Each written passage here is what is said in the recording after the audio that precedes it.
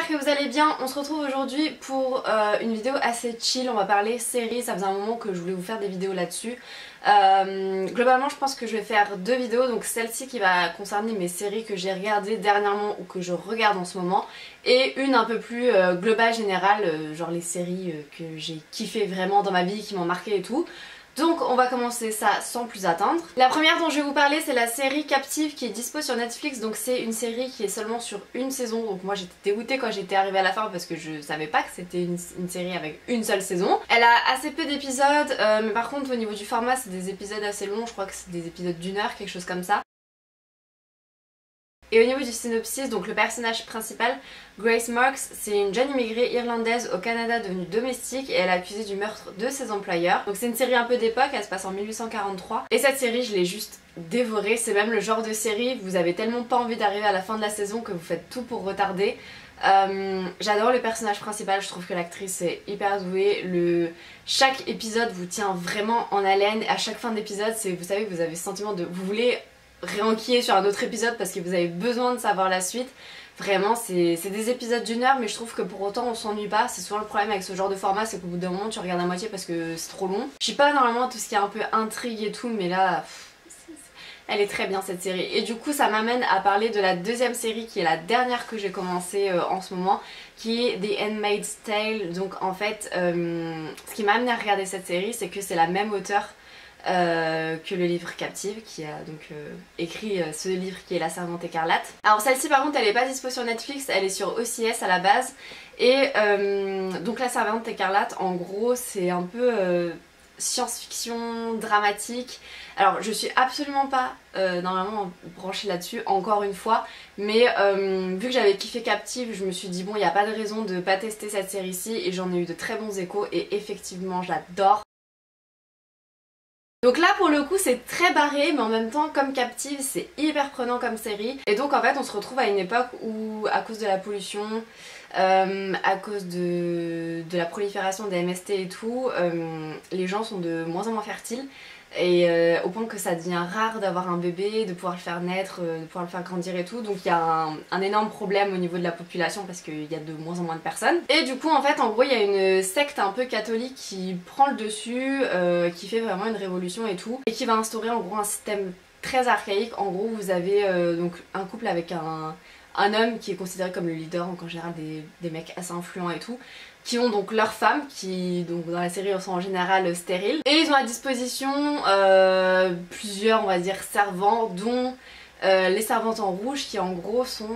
comment expliquer ça, les servantes rouges en fait elles sont fertiles, donc elles peuvent avoir des enfants, et en fait elles sont mises à disposition de ces couples là pour que eux puissent avoir des enfants. Alors c'est très glauque parce qu'à la rigueur tu pourrais te dire qu'ils pourraient faire ça par insémination et tout. Non en fait c'est genre en mode le mec entre guillemets viole la nana chaque mois le jour où elle est le plus fertile. Pour espérer avoir un enfant, si la nana tombe enceinte après le gamin il lui retire et tout, enfin c'est assez bizarre, enfin c'est tout un truc, faut le voir pour le comprendre, mais je vous jure que vraiment c'est une très très bonne série. Ensuite on a la série Dynasty. Donc Dynasty là on est sur complètement un autre registre. On va dire que Dynasty c'est un mélange de 91, 210, Beverly Hills et Gossip Girl, enfin c'est vraiment ce genre de série voilà, où on suit la vie de personnes très riches et tout. Ce que j'aime beaucoup dans cette série, c'est que pour le coup elle fait moins ado que Gossip Girl, etc.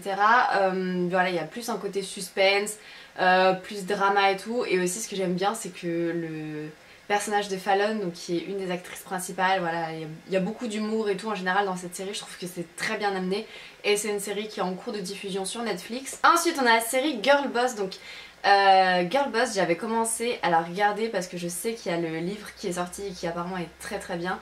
C'est l'histoire de Sophia Amoruso, je crois, si je dis pas de bêtises, qui en gros est une nana qui avait commencé à vendre des fringues sur eBay un peu par hasard, vintage. Et en fait en gros cette nana elle a eu un succès fou, genre elle est partie de rien, elle a monté son entreprise et c'est vraiment devenu une businesswoman. Je voulais regarder cette série parce que justement je trouve c'est hyper motivant et tout, pour tout ce qui est entrepreneurial, etc. Alors cette série je suis très mitigée. En fait j'adore le début, vraiment les épisodes où on voit le début, où elle monte son entreprise, où elle commence à rencontrer du succès, mais aussi les difficultés donc, qui sont liées à son à son entreprise, je vais y arriver. Sauf que j'ai sérieusement commencé à décrocher en fait au moment où ils ont commencé à faire des épisodes sur sa vie perso. Je pense que quand tu regardes Girl Boss, c'est plus pour le côté voir comment elle a monté sa boîte, comment elle a réussi, les difficultés auxquelles elle s'est frottée et tout. C'est pas pour voir des épisodes qui racontent sa vie amoureuse ou ses vacances d'été. Enfin, moi j'ai commencé vraiment à décrocher à partir de ce moment-là, surtout que les épisodes ça devenait que ça. Du coup j'ai décroché, j'ai arrêté de regarder. Mais je pense que c'est une série qui peut être intéressante à regarder, tout du moins au début. Ensuite nous avons la série Damnation qui est également sur Netflix, elle est sortie il y a pas très longtemps. Alors par contre, vous enflammez pas si jamais vous commencez à la regarder, elle a fait qu'une ou deux saisons, je sais plus, elle a été arrêtée. Mon cœur s'est brisé en 1000 morceaux quand elle s'est arrêtée, je pouvais pas y croire parce que je kiffais cette série. Et surtout que la fin en fait elle a amené à avoir une suite, donc ça se voit que ça a vraiment été coupé en cours de projet et tout. Donc au niveau du synopsis, c'est pendant la Grande Dépression, un inconnu au passé violent se fait passer pour un pasteur et pousse les fermiers à se mettre en grève dans une campagne de l'Iowa. En gros ça se passe un peu à l'époque de l'industrialisation et tout. Et les petits fermiers sont en galère parce qu'ils sont obligés de vendre leur ferme parce qu'ils sont pleins de dettes, etc. Et t'as ce pasteur qui va les aider, mais en même temps ce mec c'est un personnage un peu bizarre parce que tu sens qu'il est pas clean, qu'il a un passé un peu chelou. Il y a son frère qui arrive dans l'histoire qui pareil est un personnage super prenant, super intriguant et tout. Et vraiment c'est une série, j'ai adoré les personnages principaux. Et je suis dégoûtée qu'elle ne soit plus diffusée. Ensuite toujours dans un contexte un peu série ancienne, donc on a Paul Dark. Donc au niveau du synopsis, c'est les Cornouailles en Angleterre vers la fin du XVIIIe siècle. Ross Paul Dark revient de la guerre d'indépendance américaine pour retrouver sa bien-aimée, mais il ne trouve qu'un monde en ruine. Son père est mort, la mine familiale fermée et sa compagne s'est engagée à épouser son cousin. Heureusement pour Paul Dark, rien n'est perdu. Donc voilà, c'est vraiment le mec, il débarque, il revient de la guerre, il se rend compte qu'il n'y a plus rien qui est pareil. La nana avec laquelle il devait se marier au final, se marie avec son cousin, enfin vraiment c'est la merde pour lui, il va tout reconstruire de A à Z.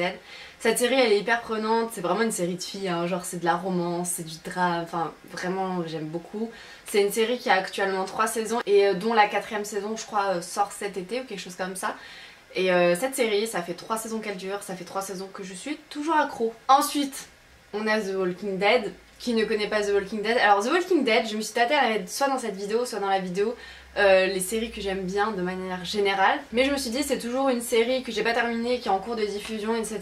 Mais The Walking Dead, je pense que j'ai pas besoin de vous refaire le synopsis en mode c'est la fin du monde, il y a des zombies partout et tout, je pense que vous connaissez quand même de nom. Et cette série, elle m'a énormément choquée par sa capacité à tuer des personnages principaux.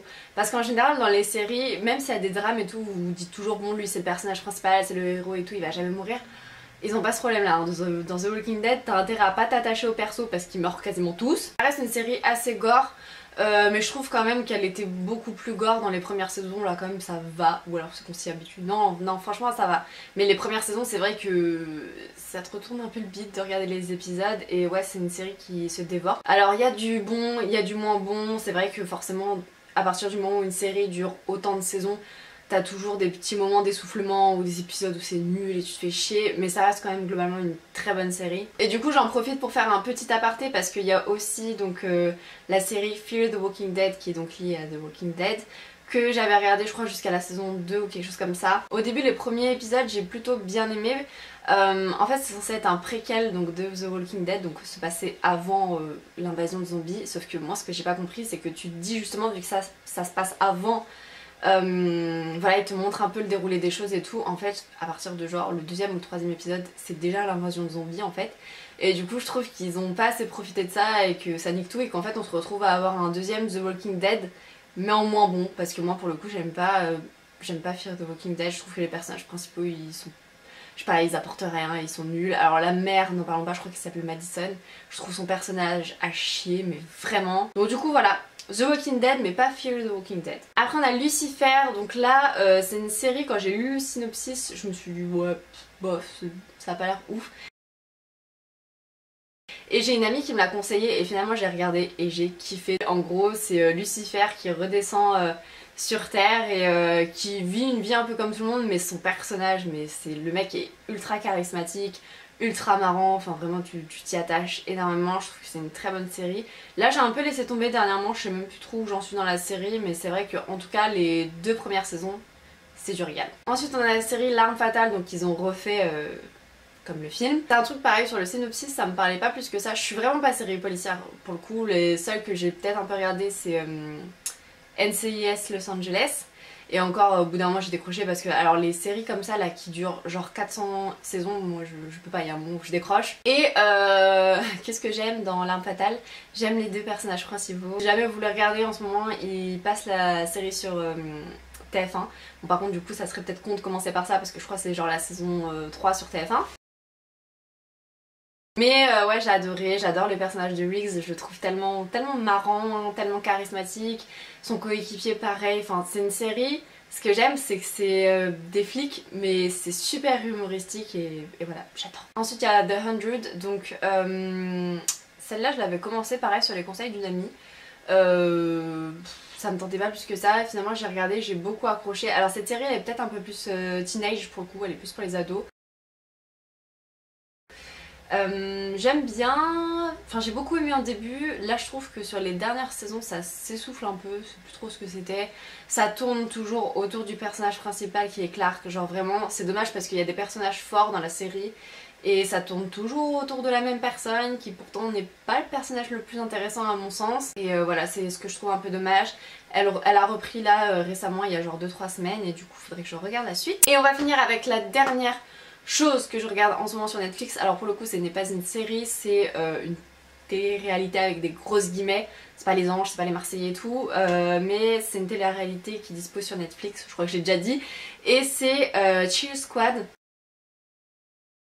Donc je regarde ça et The Handmaid's Tale à côté en ce moment. Et si vous kiffez tout ce qui est gymnastique, cheerleading et tout, je pense que vous allez bien aimer parce qu'en gros on suit les Great White Sharks qui est l'équipe canadienne. Alors ils étaient champions du monde au moment où ils ont tourné la série, enfin la série n'importe quoi, la télé-réalité, ça y est je suis en mode série là, mais ça a été tourné sur la saison 2015-2016 et elles étaient double championnes du monde à ce moment là et c'est vrai qu'on les suit dans leur quotidien d'athlète. Le fait qu'elles doivent compiler à la fois leurs études, leur vie sociale, le cheerleading qui leur prend beaucoup de temps, on les voit à leur entraînement, à leur compétition et tout, et moi j'adore, juste c'est un sport qui m'impressionne, je trouve ça génial. À défaut qu'il y ait des docus sur la pole et sur le cerceau et les sports aériens et tout, bah moi je trouve ça cool qu'il y ait des trucs sur le cheerleading. Voilà tout le monde, j'espère que cette vidéo vous aura plu. Si jamais c'est le cas, n'hésitez pas à laisser un like, à vous abonner si c'est pas fait et surtout dites-moi en commentaire les séries que vous regardez en ce moment parce que je suis toujours à la recherche de séries et du coup je checkerai ça en commentaire et je vous fais plein de bisous jusqu'à une prochaine vidéo. Ciao!